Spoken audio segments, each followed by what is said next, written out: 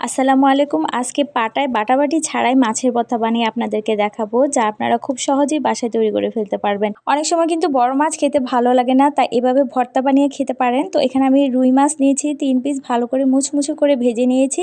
আর অবশ্যই কাটা একদম ভালো করে বেছে নিতে হবে, যেন কোনো কাটা না থাকে, তাহলে কিন্তু ভর্তা বানাতে গেলে হাতে লেগে যেতে পারে। তো সামান্য তেলে আমি পেঁয়াজ কুচি আর শুকনা মরিচ টেলে নিয়েছিলাম, আর এখন সামান্য পরিমাণ লবণ দিয়ে শুকনা মরিচ আর পেঁয়াজটাকে ভালো করে লবণের সাথে মিশিয়ে তারপরে মাছের সাথে এখন ভালো করে মাখিয়ে নিব। আর এই মাখানোটা যত বেশি ভালো হবে, ভর্তার টেস্ট কিন্তু তত বেশি বাড়বে।